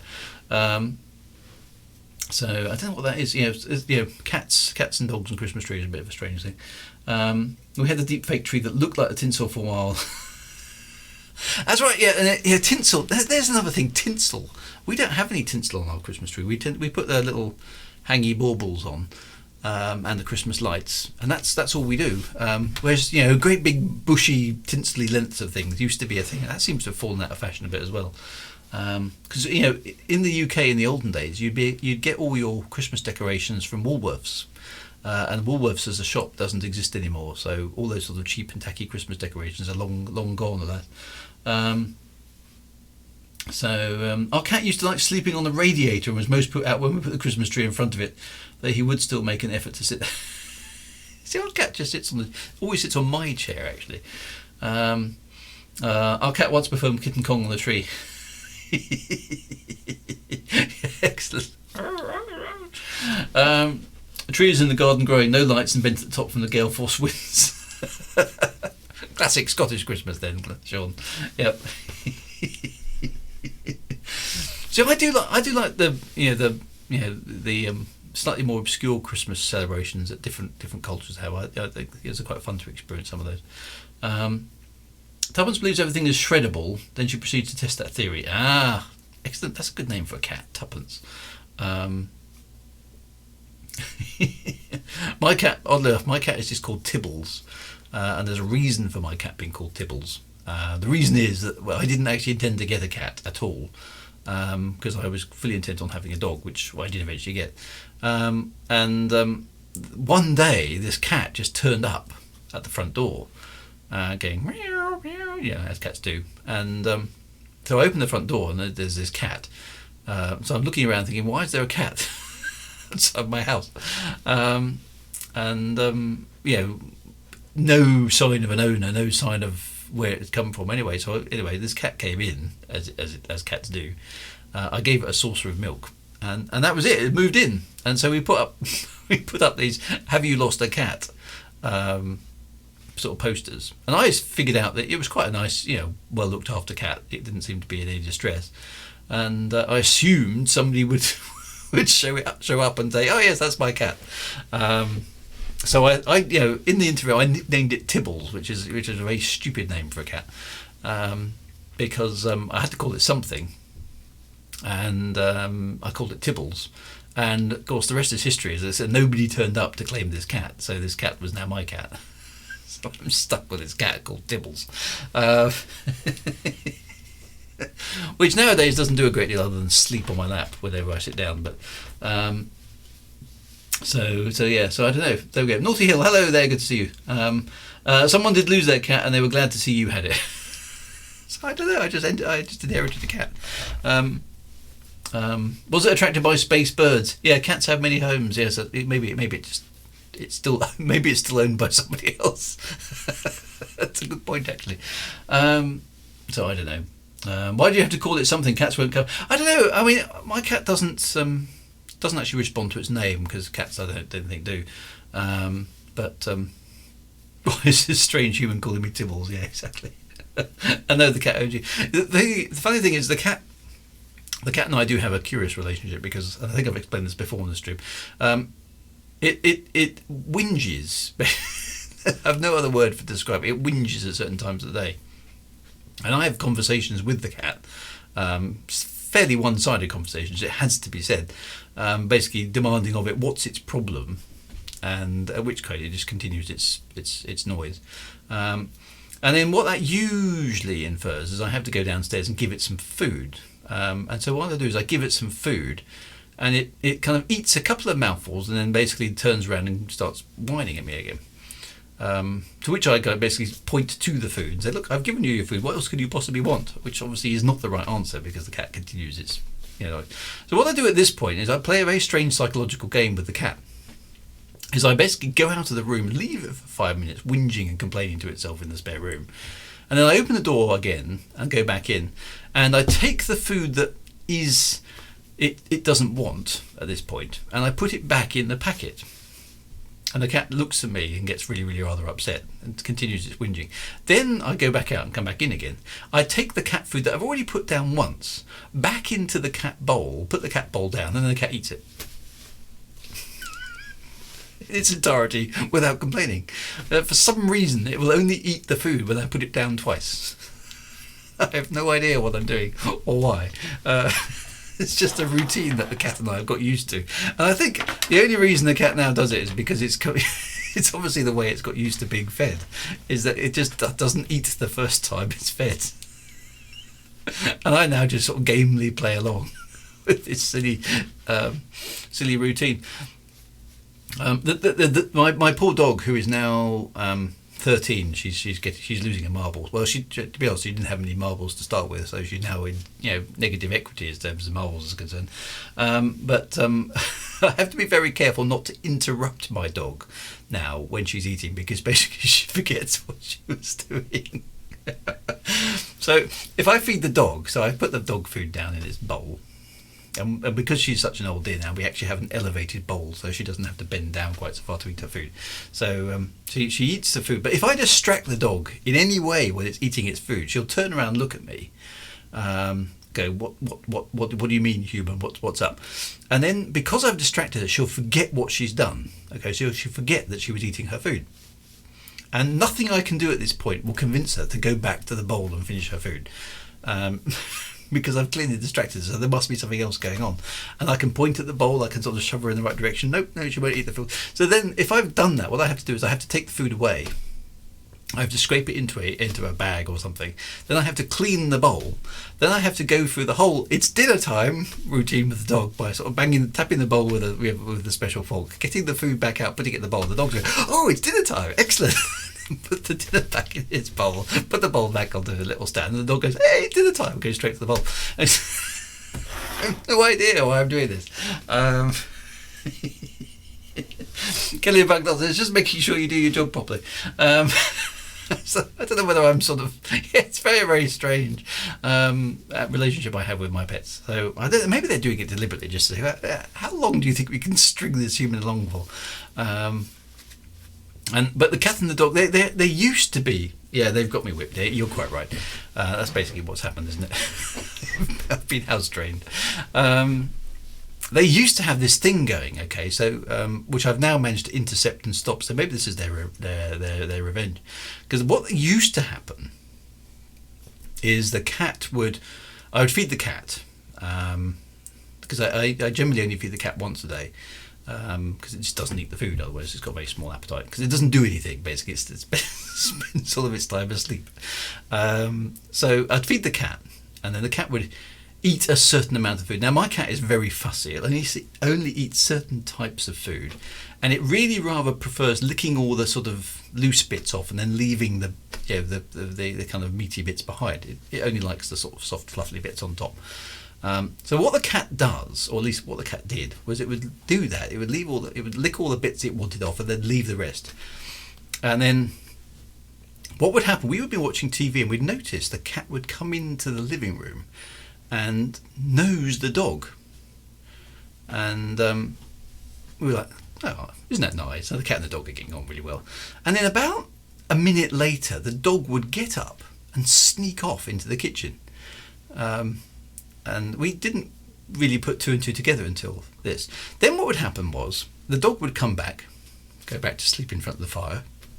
About 30 seconds later. Okay, well, what's the dog doing? No, never mind. Then the cat would go back out again. And then the cat would come back in again to the lounge and start meow, meow, meow, like this.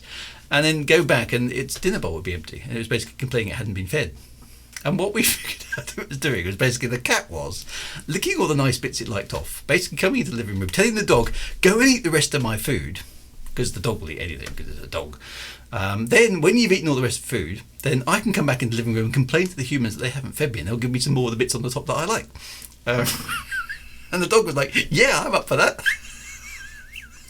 So it's basically the two were kind of angling. It's a quid pro quo dog. Okay, I get the fluffy bits at the top, you get a free meal that you otherwise wouldn't have, and I get the extra bits that I like, and the humans don't know what's going on.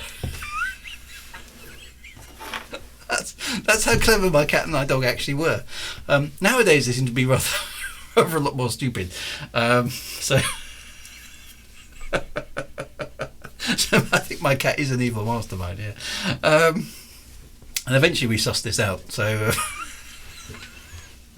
I think because we rumbled them now, the cat's just in a generally bad mood. Although the cat does sit on my lap.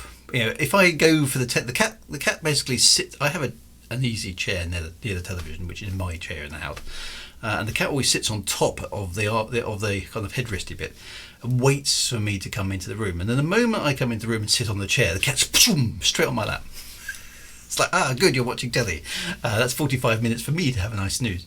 So I am basically a servant to cat kind, I think.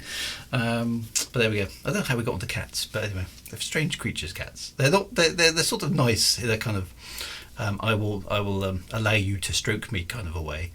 But our relationship can basically be summed up with you provide food and body heat, and I will grace you with my presence. It's pretty much like. The cat's like, the dog's too far gone now to pull off the collar of the humans. Yes, you're late. Do I like the Simon's cat cottage? Yes, they're very good. I used to like the Garfield ones back in the day as well, so I don't know, it's very strange. But yes, it's well, and here we are, of course, at Christmas once more, 2021. So it's been a funny old year, isn't it? I mean, I've achieved quite a lot of the things I did set out to do this year. So I've got another book out, and Alan's got another book out, and both Alans, in fact, have got. I've published things this year, which is really good, and other people have been doing bits and pieces. So, creativity-wise, we've done some good stuff this year, so that's kind of good. You're making me miss having a cat. This is not good because I don't want another cat. My wife gets wind of it, and I'll blame it on you. I get blamed for a lot of things, but people buying cats, that's a new one. And we always thought Blofeld was the evil genius and not the cat. And there were cat people in Elite. Well, there were. Maybe that's where I get it from.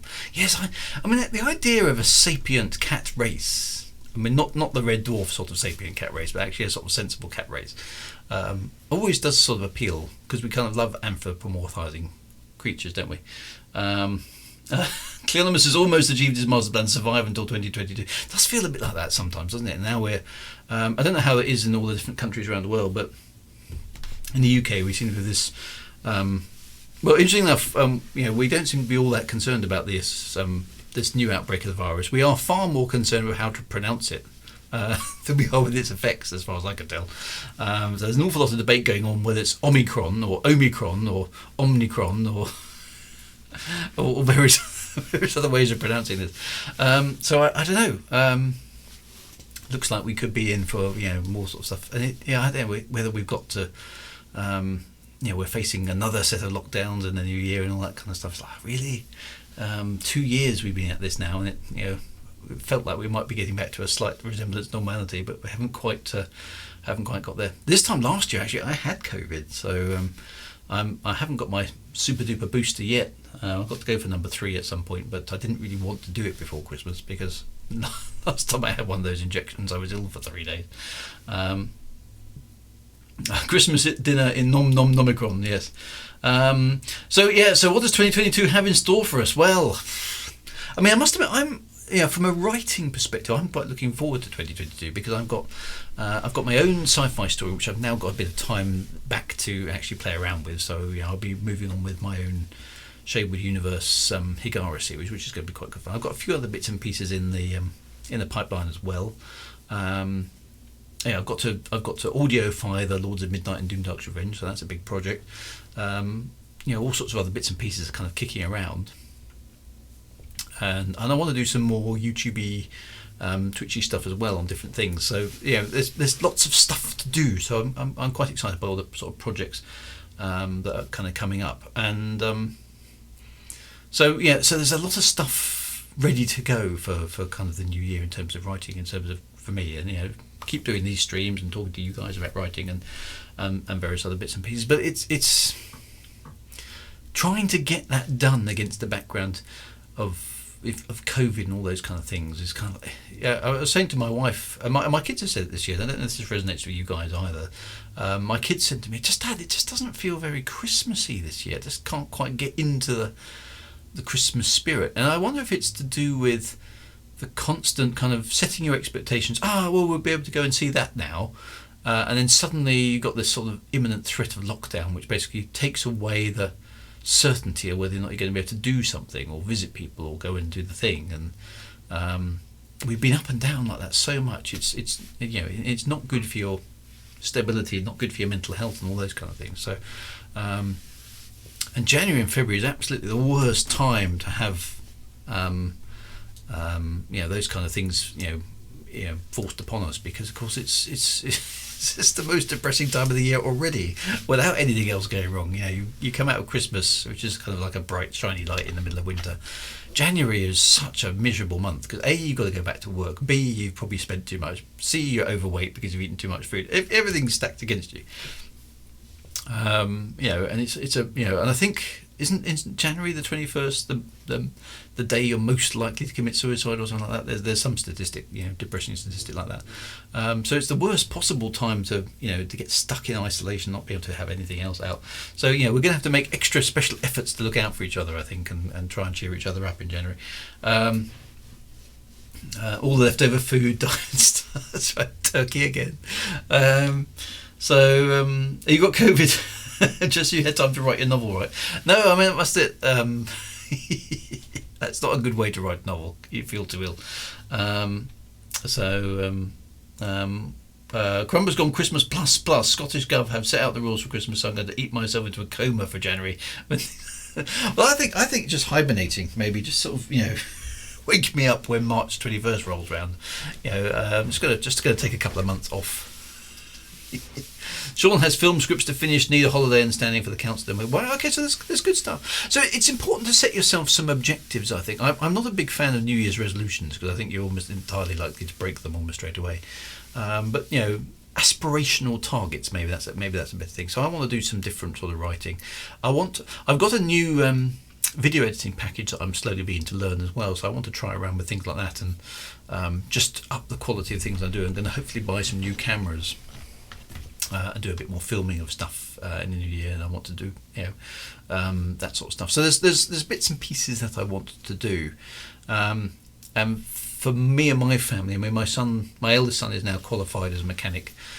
He's going to be off getting himself his first proper job, so that's going to be an interesting little rite of passage for him. My younger son will be off to university next autumn, so things are going to change a bit in the Wagar household, I suppose, over the next year. So it's going to be interesting to see what that looks like. It's just one of those things as you get older, priorities change. I've got a few different computer games to play, so as you know, so that's going to be quite interesting to see what we can make of those. A bit of a new start there for me, so that's going to be quite good fun. And I like to draw lines around periods of my life. So I've done quite a few different things in my life. I was a chairman of a astronomical society, and I started up an owners club for a car. And they all, oddly enough, they all tend to go in about 6 to 9 year cycles. I've noticed this. This seems to be I think this is a thing for me. I tend to do things in slightly under a decade. So it's kind of like, it seems like a natural drawing to a close of other things, and then new things will start up and take over from them. So I'm just sort of following that next cycle of adventures and stuff. And I am going to put together a bucket list, because there's a whole bunch of stuff that I do want to do. Stuff that I promised myself. I'm going to get to it. My wife and I are going to kind of work out this. So there's things I want to do before I snuff it, basically. And a lot of that is travelling. So I do want to get back to America, for example, and do a proper road trip across America. I do want to go and see a proper desert like the Sahara. I do want to go and maybe see Mount Everest in Nepal. I want to go and see some of these things and experience some of these things. Because I just want to, because I like the adventure. So I'm going to slowly work up a list of those things when this COVID thing actually blows past. So there's stuff to do, and all of those things will inspire writing, I think. So it's good to try and think of forward plans. Get yourself a Scrath map. What's a Scrath map? Sounds like a Michael Bolton song. So and I've got various plans and things to do with beginning to think about retiring, which is really kind of a weird thing. You suddenly realise quite a few years have gone by, and I've got to start thinking about those sort of things as well. What am I going to do then, and what does that look like, and have I got enough money, and where am I going to live, and what sort of things I'm going to do, and do I want to do this? Do I want to do what is it? What's it going to be like? So all sorts of things. If COVID ever gets past, yes. So we're going to have to. Well, we're going to have to. We can't keep doing this, can we? Well, on hopes we can't keep doing it. It's not the places you visit; it's the people you meet. Well, I must admit, it's a bit of both for me. I like one of the things that I enjoyed the most when I went to the Grand Canyon is actually getting away from all the people. I walked down. Where I went in the Grand Canyon was fairly popular, but once I'd walked beyond about a mile, only the kind of slightly crazy, stroke diehard, actually people prepared to go for a long walk were down that far. All the tourists were up at the top, and I personally I like getting away from people. I find the world very peoply, too peoply for my liking. So I like to get away from people quite a lot. I like people, but I equally like not being around people as well, if that makes sense. And getting into the I like getting into proper wildernesses where I feel like I'm a bit off the beaten track, and I can't just walk 5 minutes back and get a Costa coffee. I like being away from civilization, and it's quite hard to get away from civilization nowadays. More than it used to be. So. Kim says, I went to Africa, hated the country but loved the Africans. That's interesting. I like people but I couldn't eat a whole. Why didn't you like the country, Kim? That's interesting. Africa to me always looks like a very interesting place. I mean, I've never been there, so I can't pass comment on it at all. Haunted Loaf's caught up with the same joke. Excellent. South Sudan. Okay. I was lucky that I travelled a lot for work, so Wanderlust to me has been satisfied. See, I travelled a lot for work, but not to anywhere that was... I mean, I went to a few interesting places, but it was mostly around Europe. And Europe is very, very different, but it's not that different. Commander Simon Gray, come to Australia. I'll give you the thought. I've been to Australia once. I did enjoy it. I wouldn't mind going back to Australia again and seeing a bit more of it. And also New Zealand would be interesting too. So I'd like to go through... the Great Rift Valley in Africa, and I'd like to do some of those kind of things, see the savannas and all those kind of stuff. I just like the idea. I think South Sudan for the UN. Okay, well that must be must have been interesting. I want to return to my cruise again. So again, yeah, I'd like to go for a cruise up north and go and see the Northern Lights and those sort of things. Lots of stuff I need to do. It's very different to Europe, yeah. So I'd like to go to India. I'd like to go to I want to stand on the equator, because I basically, so I can say I have things like that. I'm not so bothered about going to the poles for reasons that maybe slightly obvious, but for example, I do want to go and see a glacier before they've all gone. It's just things that I want to do. The problem with Oz is most of the wildlife is trying to kill you. So I've got to kind of draw up a bucket list of things that I want to do, it seemed like a good time to sort of do it, because many of you will be in the same sort of age as me, kind of getting into your 50s, and then thinking, well, as Arthur C. Clarke himself said, there are more years behind than there are years ahead, probably anyway. So it's what are you going to do with your remaining years? Now, without getting into the kind of existential crisis that Commander JR 1988 doesn't want us to do, you've got to have a think about that, because one of the things that you look at, you say, well, we've had 2 years now of COVID where plans have been put on hold and all sorts of things have changed around for many people, and it's been life altering in many cases. 2 years is actually a considerable chunk of time where you haven't been able to do some of the things that you wanted to do. And as a result, your plans may have been delayed or put on hold or all those sort of things. And it's kind of like, I just need to be mindful, I suppose is the right phrase, that time is a finite commodity. I think that's that's as metaphysical and as depressing as I want to be tonight, because it is Christmas. We're supposed to be upbeat. So it's just make things happen, I suppose, is the message that I'm thinking to myself. Right, work out what your list of things that you want to do is, and make sure it does actually occur, because none of us know how long we've got. So let's assume we've got a reasonable amount of time, but let's not waste that reasonable amount of time either. If you want to go see a glacier, go to try and find slightly fast signature. Yeah, exactly. And there is a world out there which is worth going to see. So Rewildlife recommend Australia song. Search for Welcome to Australia song by Scared Weirds Little Guys. Okay, I'll look that one up as well. Just to see some different things than you're kind of acclimatized to. I think it would be good. Time is finite. Happy Christmas. There we go. Is that accidental enough for you, JR 1988? Too true. At 62, I got roughly 25 years left if I'm lucky. So, well, that's it. I mean, the genes in my family aren't very good.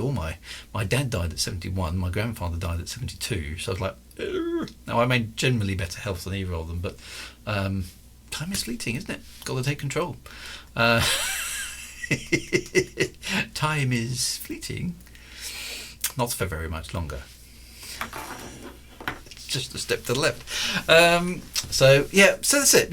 Make sure stuff happens. Make sure stuff happens. Don't just wake up. That's one of the reasons I wanted to write. Really, I wanted to write some books. Say, look, here I am. Here's my thoughts. Here's some stuff that I thought was important. Everyone in my family dies around 60. Yeah, don't go there. That's right. So I think a lot of it's down to you and just wanting to keep going and do stuff. So make sure you go and do the things that you want to do. Work out what that is, and go do it. I think that's important. So there we go. Anyway, my friends, it is time to close up. Thank you very much again, once more, for your company on this waffly cat Christmas existential stream. That's why you need to take control. It's just a jump to the left, Chris, surely. Anyway, my friends, have a very happy Christmas. So that's all I can say. Yuletide festivity, whatever you want to, whatever you celebrate, whatever you have a good time. Enjoy yourselves. Be good. Look after each other. Have a fantastic break. I will be back. I'm not quite sure when I'm going to be. When am I going to be actually back? I think my first stream is going to be about the 6th of Jan, so it's probably going to be my No Man's Sky stream, looking at that. So yeah, I think the 6th of Jan is probably when I'm going to be back in the streaming saddle. So it'll be about two weeks break. But have a very happy Christmas. Thank you very much for all the wishes. Have yourself a very good New Year as well. Make sure you get that piece of coal and run around the house. Very important, right? Have a very merry Yuletide, solstice, Christmas, festival, celebration thingy, and then have a very, very happy New Year with whatever strange and wacky rituals you have to welcome in the New Year. I will see you back in January in 2022, and fingers crossed we'll have an even better year than we had this year in terms of all writing and outputty stuff. So a sincere happy Christmas from me. Be good, take care. I will see you on the other side. Ho, ho, ho. Take care, my friends. Be good. See you soon. Have a really, really happy Christmas. Happy New Year. I'll see you in 2022. Take care, my friends. And right on, as always. See you soon. Bye-bye now.